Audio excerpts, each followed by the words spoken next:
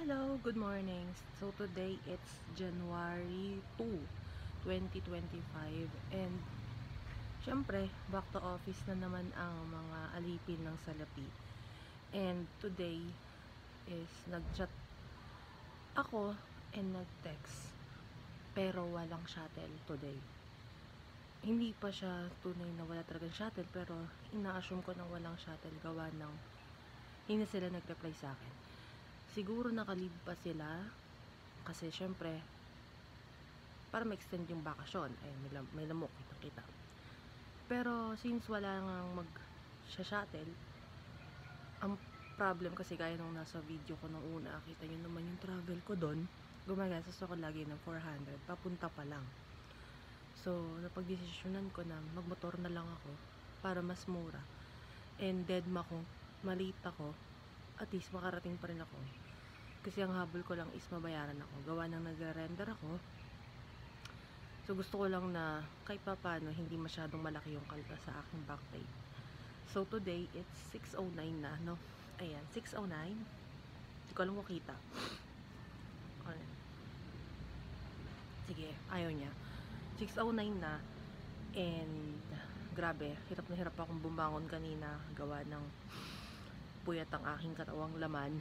Ayaw pa niya bumangon. Nasa holiday pa siya. Pero syempre, sayang, hindi tayo mababayaran. So, ilalaban ko na yon. So, feeling ko, pagdating ko ng CPIP later, is maglalakad na ako papasok. Gawa ng wala namang shuttle papasok. And hindi pa papasukin yung motor ko doon dahil wala pa akong sticker. And hindi ko na siya i-rest dahil mahirap. And yeah. So, ayun, kikilos na ako. And try kong videohan yung pagdidrive ko. Try natin. Kasi wala pa ako yung mga accessories, phone holder, ganyan. So, try natin. So, yeah. Bye-bye. So, ayun. It's 7:19 and nasa Amaya ako ngayon. Kinuha ko lang yung mga gamit ko. Ayan. So, dala ko yung motor ko. And, aalis na ako para makauwi na. So, mabagal lang natakbo dahil sobrang dilim na. And, yeah. So, hindi ko na siguro mabibideo yung pagdadrive ko kasi magulo rin naman. So, magbibideo na lang ako pag nakauwi na. So, bye-bye. So, yan. Hello ulit. So, ayan. Kakauwi ko lang. I mean, nakauwi na ako. And, yan. 10:03 na. Ayan. So, nakauwi na ako kanina and hindi na ako nakapag-video kasi sobrang ngalay na ngalay ako, guys. So, umalis ako kanina kung tama yung pagkakatanda ko, no? Around 7 yon. Tapos, nakarating ako mga magte-10 na. Ayan, mga 9:40. Pero malala. Basta magte-10 na ako nakauwi. So, ang tagal, diba? Ang tagal kong nag-drive. Ayan. So, ang dami pa kasi nangyari kanina. Kaya, tumagal din ako. Dahil naghanap ako ng gas station para hanginan yung gulong ko. Na hindi ko alam kung paano pinapagana. So, mga apat na gas station yon yung dumaan. Pero, walang pang-vulcanizing sila. So, naghanap-hanap ako sa Lawa, ayan. Tapos, pati yung Shell, wala rin. Yung Petron, wala rin. Yung mga maliliit na gas stations, wala rin sila mga ganon. Hanggang napadpad ako dun sa may pa-crossing na. Doon ko nakita yung Petron, yung bagong Petron. Buti, meron silang air. So, ininto ko dun yung motor, ayan. Tapos, hinanginan ko yung gulong. Kaso, ang eksena, hindi ko alam kung nahahanginan na siya kasi nagsisiro lang. Ayan.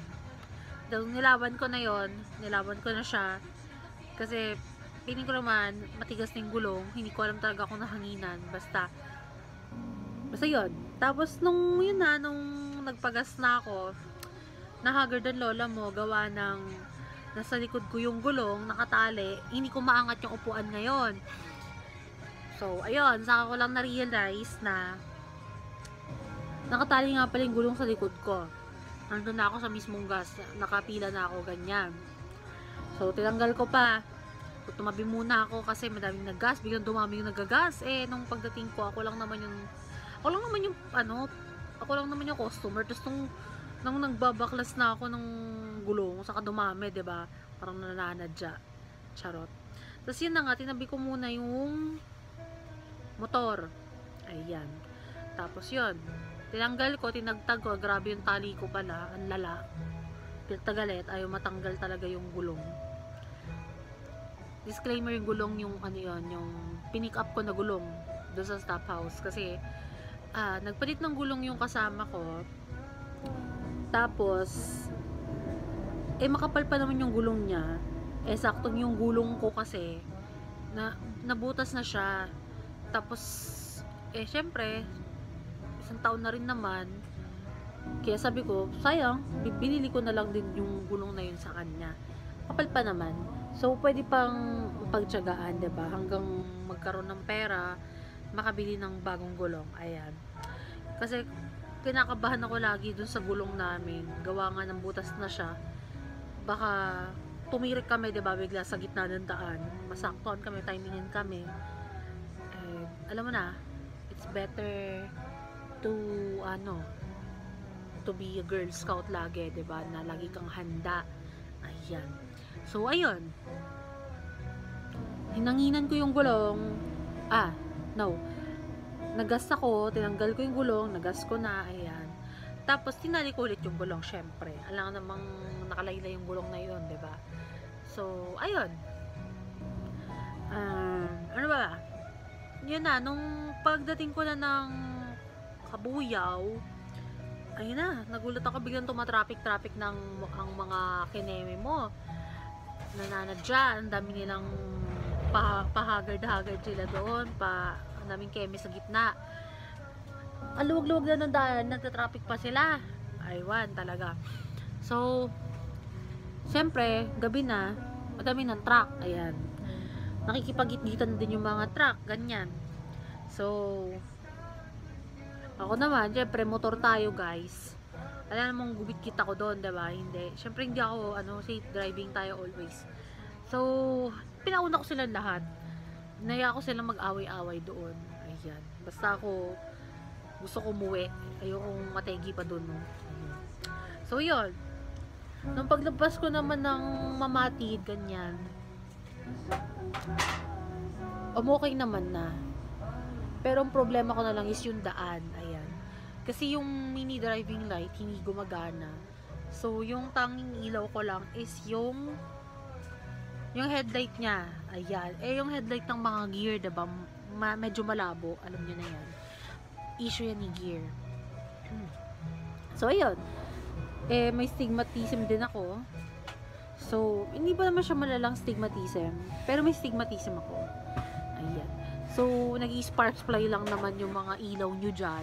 So, pag high beam nyo ako, diba? Bulag ang lola mo. So, ayun. Sa outer lane ako lagi. Kasi, gumit na gitna tayo doon, diba? Bulag na nga tayo, diba? So, doon ako sa gilid. Sa gilid-gilid tayo. Ang eksena naman sa gilid, pangit yung daan. Madaming butas, madaming tapal, yan. Pero at least nakawi ako, diba? Nakawi tayo. Ayan. So, ayun. Nung bandang sukat na ako, napapagod na ako. Sabi ko, gusto ko na umuwi. Parang nangalay na buong katawan ko, ganyan. Yung buong pagkatao ko, ganyan. Buti na lang, dun sa sukat na, bikutan, ayan. Hindi na ganun ka-traffic. As in talagang wala nang sasakyan. Pwera lang sa mga jeep no, na nasa gilid na, alam niyo naman ng mga jeep, diba? Kailangan nilang kuha ng pasahero, siguro, ganyan. Kaya uminto sila bawat kanto. So, ayun, ina-overtaken ko na lang sila kasi nasa outer lane ako, inner lane ako, ganyan. So, hindi ko na siya nabidyohan gawa ng wala kasi ako accessory pa sa motor. Sana makabili ako, 'di ba? Soon. Mali mo motor vlog din ako. Hindi ko alam. Tignan natin. Ayun. Pero at least nakatulong yung music ko sa daan habang nagdi-drive ako. hindi ako nakakatulog kasi sobrang lamig ng hangin na pwede ka talaga makatulog guys. Straight na straight lang yung daan, diba? Pag binaybay mo yung service road, wala ka lang ba hanggang Taguig, hanggang Bikutan. Straight line lang talaga siya, diba? So, pwede ka makatulog, so, lalo na walang traffic. Pero feeling ko, magta-traffic yan Sunday. Traffic yan. O kaya Monday na mismo, traffic yan. Pero, ayun. Kanina wala naman masyadong traffic. And, yeah. Ayun lang naman yung experience ko for the whole day. And, nakauwi naman na ako. Nagpapahinga na. Ayan, nagpapahinga na ako. And, bukas, sasabak na naman ako sa isa na namang labanan. Ayan. So, dahil galing ng New Year, malamang madaming tao sa bangko. Kailangan kong pumunta sa bangko, gawa ng ang mga kapatid ko ay tumatanggap ng pension. Ang pension nila is yung surviving. Ay, hindi surviving. Ano yun? Yung beneficiary, yung anak. Ayan. Kasi di ba both of my parents pass away. And pagka less than 21 years old ka, saklaw ka pa nung benefits. So, yun yung monthly na pinupuntahan namin sa bangko to prove na buhay pa yung mga bata na sa puder ko, ganyan. And ako bilang guardian, kailangan ko sumama. Patunay na nasa pangangalaga sila ng nakakatanda. Oo, alam ko, matanda na ako. Ayan. So, ayun. So, bukas, lalaban kami. And, pupuntahan din ako after nun, which is yung lilipatan kong company. Ayan. Kailangan kong pumunta doon para i-discuss yung tungkol sa offer nila. Ayan, i-discuss nila. Actually, dapat, ano pa yun dapat 26 pa. Tama ba? 26. Tama ba?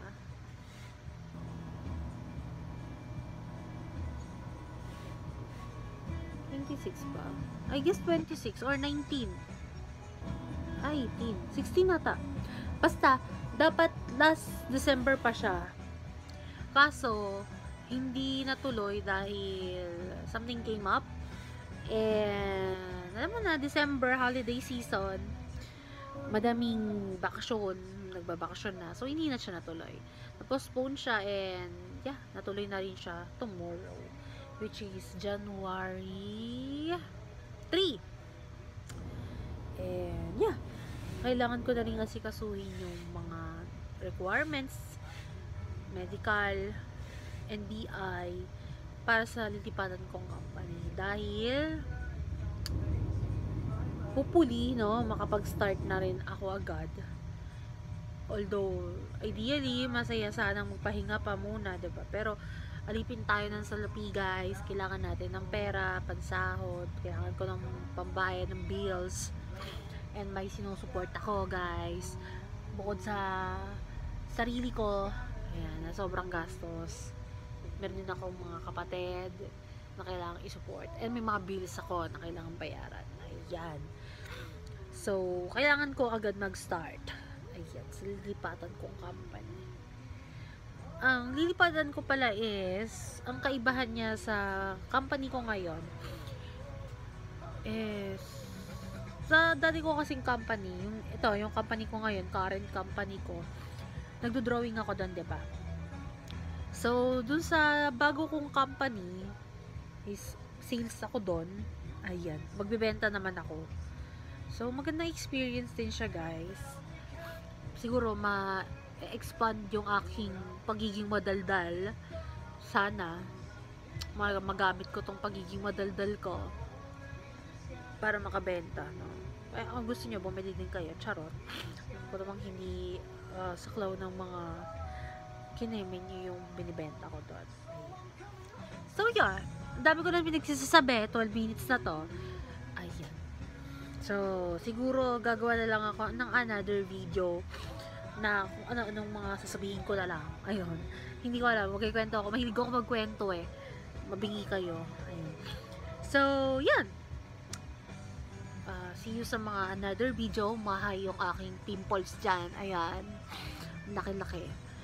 So, see you sa mga another video ko pa, sa mga upcoming video ko. And, wala. Itong channel na to, para lang to sa mga video ko na ganito, mga random video ko na gusto ko lang gumawa ng video eh. Bakit ba? Trip ko eh. So, gagawa lang ako video, bibidyoan ko yung sarili ko, kaya mga trip kong ginagawa ko sa buhay, mga kung ano-anong mga keneme lang na maisipan ko. And i-upload ko sa YouTube ko. Tapos, bahala kayo kung manonood kayo, hindi. This is just for my memories, no? Ayan, wala naman akong ini-aim dito. And, yan. So, see you sa mga iba ko pang video, and bye-bye!